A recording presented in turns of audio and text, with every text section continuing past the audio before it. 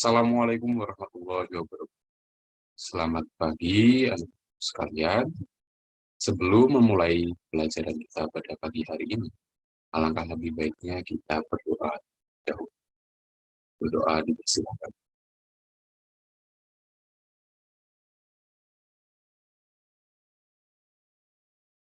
Berdoa selesai.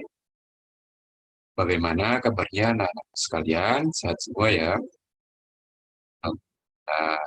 Semoga kita senantiasa dalam sehat walafiat dan dalam Allah Subhanahu wa Ta'ala. Akhirnya Bapak kan kalian semua agar selalu kesehatan manapun yang berada. Walaupun Bapak Presiden kita sudah kan informasi bahwa kita sudah boleh lepas masker di tempat tidak begitu ramai. Bapak kita mengingatkan bahwa kalian tetap harus menjaga kesehatan. Karena apa?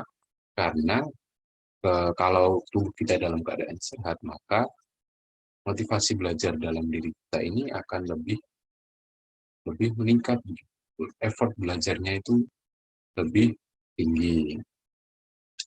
Nah, kali ini bertemu lagi ya dengan Bapak di pelajaran Bahasa Indonesia. Walaupun dalam ruang daring, kita harus tetap bersemangat.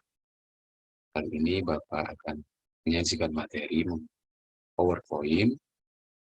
Dan selanjutnya kalian simak dengan baik. Dengan baik ya. Nah, pada hari ini Bapak akan memberikan materi tentang buku non-fiksi.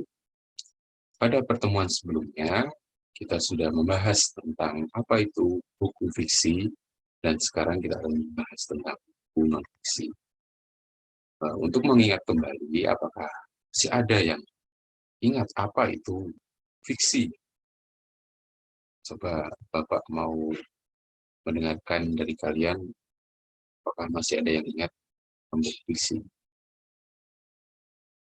Ya betul, buku fiksi itu merupakan yang menyajikan kejadian atau peristiwa tentang kehidupan berdasarkan hasil dari rekayasa imajinasi pengarang. Kejadian-kejadian yang ada dalam karangan tersebut bukanlah kejadian yang sebenarnya, jadi itu adalah fiksi. Namun hanya sebatas rekaan atau khayalan belaka dari pengarang. Ide dan gagasan dari pengarang bisa saja bersumber dari fakta kehidupan kita sehari-hari yang telah diolah dan dikembangkan lebih lanjut berdasarkan kemampuan imajinasi pengarang. Ya sedikit flashback yang mengenai fiksi, selanjutnya masuk dalam fiksi. Jangan lupa contoh dari fiksi itu ada beberapa macam ya, di antaranya dongeng, novel, cerita pendek, fabel, dan buku naskah drama. Nah, kalau buku fiksi itu contohnya seperti ini. Ada yang tahu kalau buku seperti ini kenapa masuk non-fiksi? Karena ini berdasarkan fakta ya, nyata di dunia nyata, bukan hanya khayalan. Karena ini pembelajaran. Nah, selanjutnya kita masuk ke materinya ya. Memahami fiksi. Nah, 3 contoh buku ini merupakan contoh dari buku non-fiksi. Bahasa Indonesia, buku sejarah Indonesia untuk SMA ini sudah jelas ya untuk pembelajaran kan Pancasila dan kewarganegaraan. Nah, berikutnya kita masuk ke pengertian dari buku non-fiksi. Buku non-fiksi ini merupakan buku yang merupakan karangan yang dibuat berdasarkan fakta atau hal yang benar-benar terjadi dalam kehidupan nyata.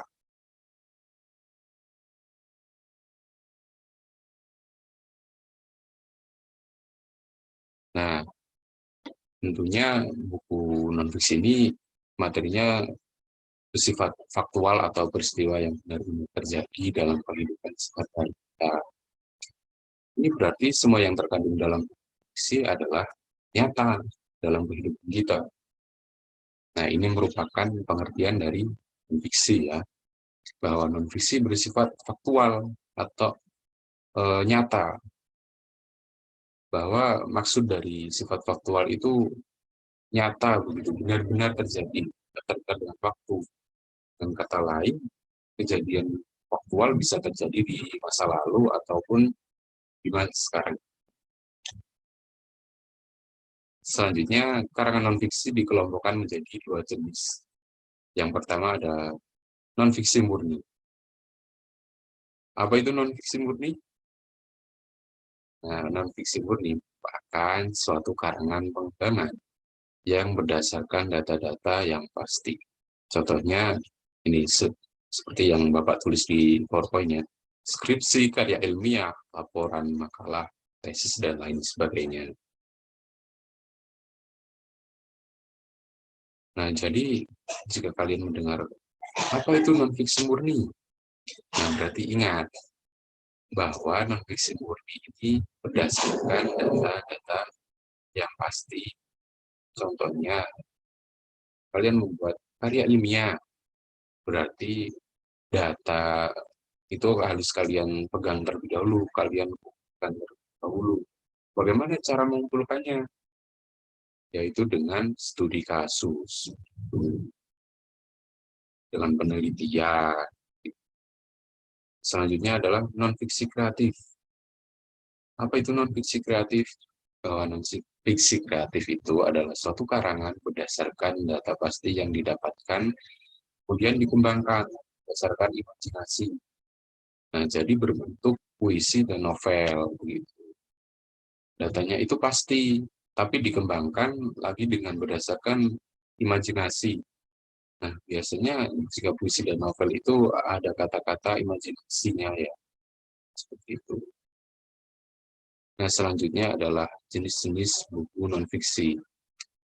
Jenis-jenis buku non-fiksi yang pertama adalah buku biografi. Buku biografi adalah buku yang berisikan tentang riwayat hidup seseorang. Itu ditulis untuk mendokumentasikan peristiwa penting yang dialami seseorang. Tentu buku biografi ditulis agar dapat menginspirasi bacanya.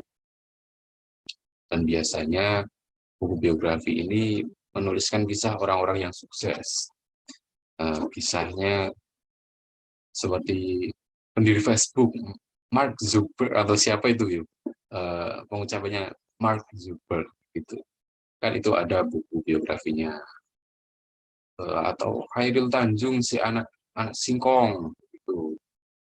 Buku-bukunya pasti memotivasi kita untuk menuju sukses gitu. Kan biasanya ditulis orang-orang yang sudah sukses mulai dari nol.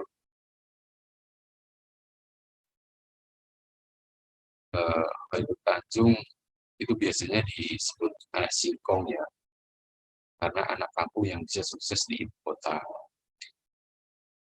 Kalian ada itu pernah membaca buku biografi? Oh pernah. Selanjutnya buku pendamping. Buku pendamping itu buku yang berfungsi untuk mendampingi buku utama. Biasanya pendamping itu buku pengayaan ya. Jadi buku pendamping biasanya ditulis setelah ada buku utama. Sebagai contohnya pengayaan untuk anak sekolah. Kegiatan buku pelajaran itu masih bersifat umum. Jadi pelajaran memerlukan untuk menjelaskan utamanya. Karena ada beberapa bagian utama yang tidak bisa dijelaskan dalam buku utama. Ini disebabkan apa? Karena space dalam pedoman utama tersebut. Misalkan kalian sedang belajar mata pelajaran bahasa Indonesia kelas 11. Nah, ketika kalian membaca buku, ada beberapa kosakata yang kalian tidak paham gitu. Penjelasannya kurang rinci gitu. Dan setelah kalian telusuri terus dari awal buku hingga akhir buku, itu malah tidak ketemu maksudnya. Nah, kalian bisa menggunakan buku buku pendamping ini, karena di buku pendamping biasanya ada begitu informasi yang kalian butuhkan. Nah, selanjutnya adalah buku literatur.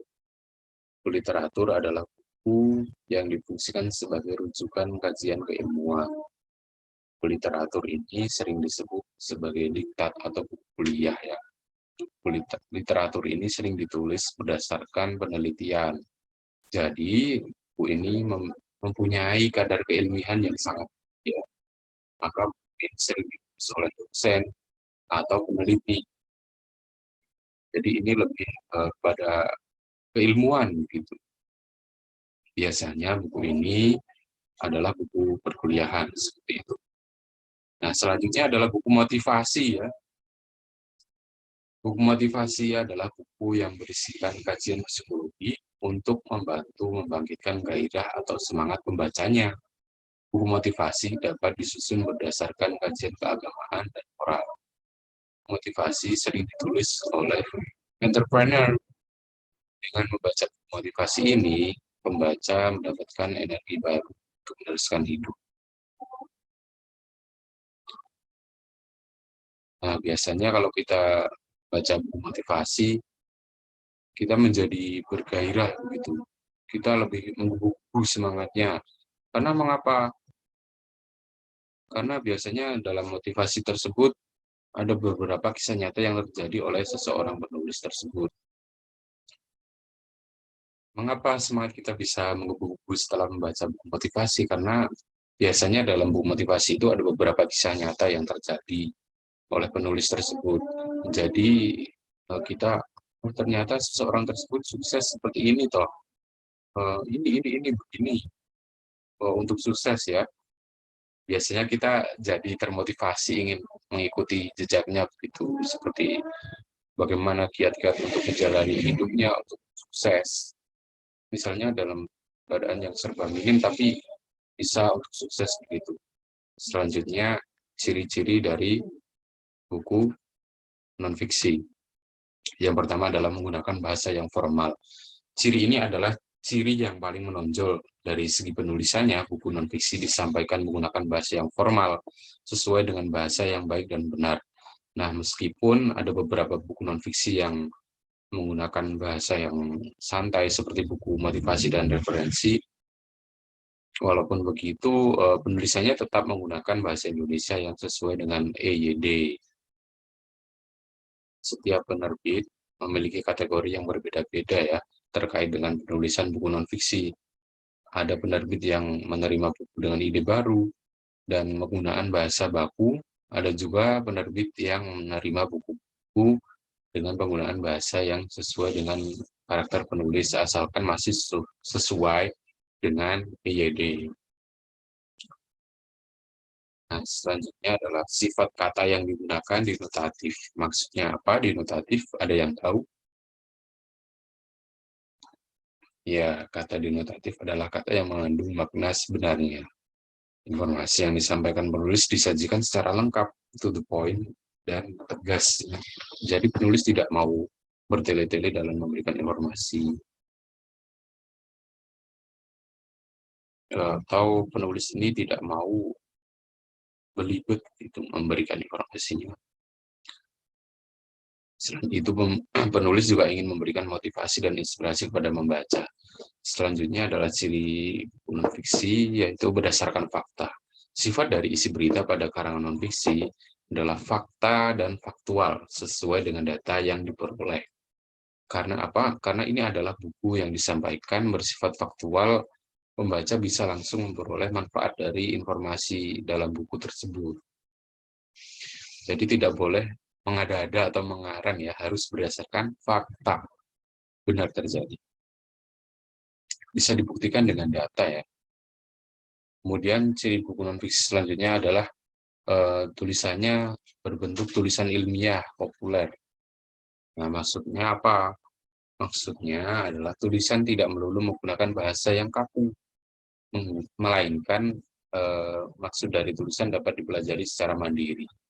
Suatu tulisan dikatakan sebagai tulisan ilmiah populer karena bahasa yang digunakan adalah sesuai dengan pasar.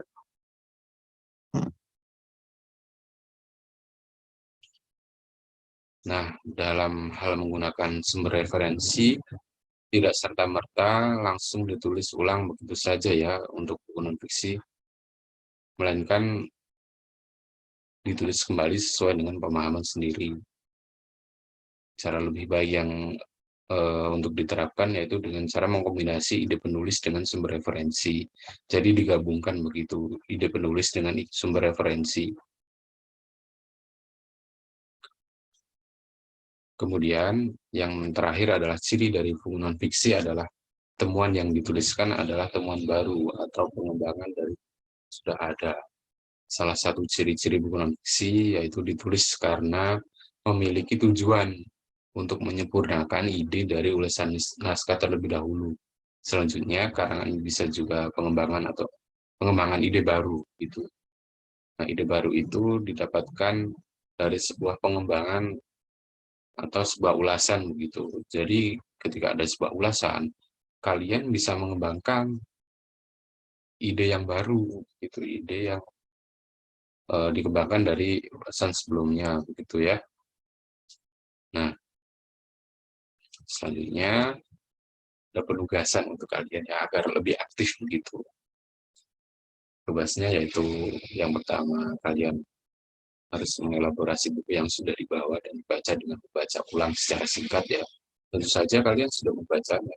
Kalau kemarin sudah mempelajari tentang fiksi, tapi sekarang menggunakan fiksi ya. Selanjutnya kalian menuangkan hasil elaborasi dalam catatan atau kerangka tulisan resensi yang sudah disediakan.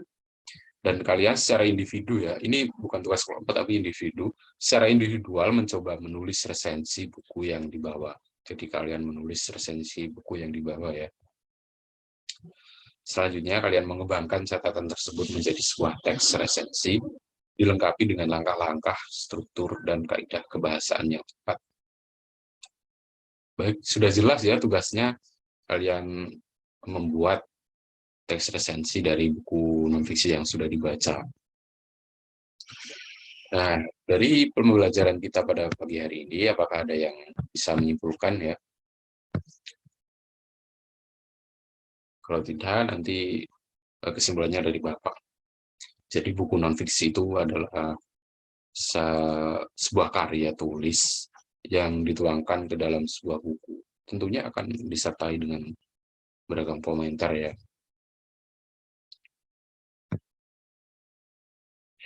Secara umum, buku non-fiksi dikelompokkan menjadi beberapa jenis ya, tadi sudah Bapak jelaskan.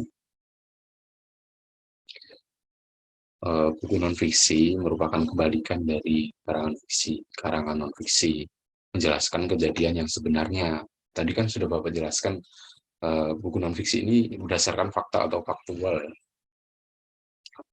dari apa yang sebenarnya terjadi. Jadi buku non-fiksi adalah buku yang dibuat berdasarkan hal-hal yang benar terjadi dalam kehidupan sehari-hari atau bisa juga kita sebut dengan fakta. Nah, mungkin cukup pembelajaran kita pada hari ini. Bapak ucapkan terima kasih kepada kalian yang sudah berpartisipasi mengikuti kelas online bersama Bapak. Semoga kalian dapat memahami ilmu yang Bapak berikan dan dapat bermanfaat ya. Bila ada kurang lebihnya, Bapak mohon maaf. Untuk pertemuan selanjutnya, kita akan membahas tentang bagaimana cara menemukan butir-butir penting dalam buku non-fiksi dan kita membahas tugas yang Bapak berikan ya.